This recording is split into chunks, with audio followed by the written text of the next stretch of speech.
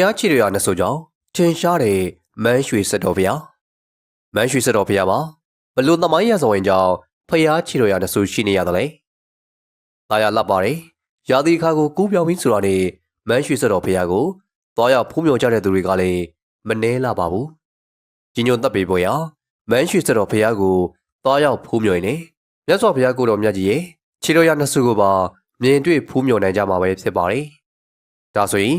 ဘလို့သမိုင်းကြောင်းတွေရှိခဲ့လို့ဖရားချီရရတွေနဲ့ထင်ရှားရတယ်လဲဆိုတာကိုအတူတူလေ့လာကြည့်ကြရအောင်လားပရိသတ်ကြီးခင်ဗျာမန်းရွှေစက်တော်ဘုရားကိုမင်းမှုမြို့ရဲ့အနောက်တောင်ပင်26မိုင်ခန့်ကွာဝေးတယ်အနောက်ယူမှာအရှိပဲဆုံးတောင်ဆွဲပေါ်မှာတည်ထားပါတယ်စက်တော်ရစီတွေကိုရွှေစက်တော်ဘုရားလို့ခေါ်စမပြုကြတယ်လို့မန်းရွှေစက်တော်ဘုရားလို့လည်းခေါ်စမပြုကြပါသေးတယ်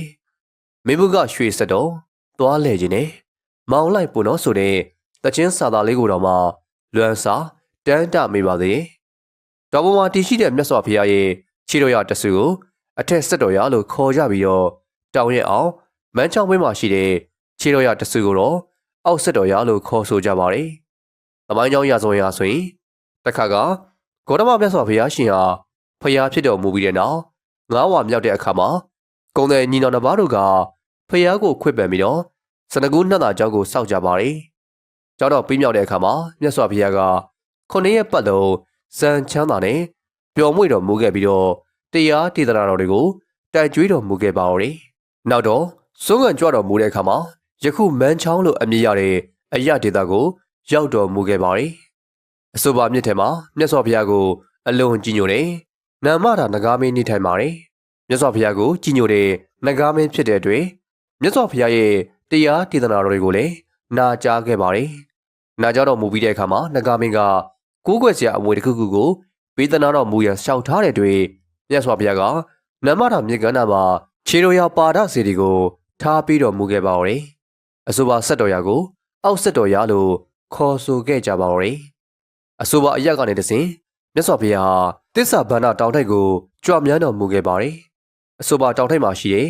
တစ္ဆာဗန္ဒရတိကိုတရားဟောဖော်ပြသခဲ့ပြီးအရဟတဖို့တည်စေခဲ့ပါဦး။ရတိကြီးဟာကိုးကွယ်စရာတစ်ခုခုကိုပေးသနာတော်မူရန်ရှောက်ထားတဲ့တွေ့မြေဆိုင်ခဲအပေါ်မှာတစိုက်ခတ်တယ်လို့စက်တော်ရပါတာစေဒီကိုချတာပေးတော်မူခဲ့ပါရယ်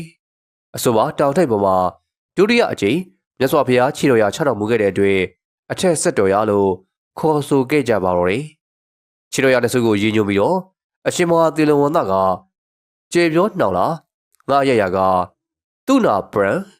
ကျုံးမအောင်နေတမ္မတေဟုတစိမ့်နှစ်ထားဆက်ရှင်ကိုရွေးဆိုပြီးတော့ကြပြဆတ်ဆိုဘူးခဲ့ပါသေးရဲ့ဗျာ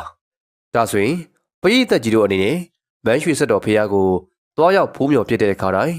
သမိုင်းကြောင်းထင်ရှားလာတဲ့ဖရားချီတော်ရနှစ်ခုကိုပါအနှစ်သာရရှိစွာနဲ့ကြီးညိုဖူးမြော်နိုင်ကြပါစေလို့အကြံပြုတင်ဆက်ပေးလိုက်ရပါတယ်ခင်ဗျာ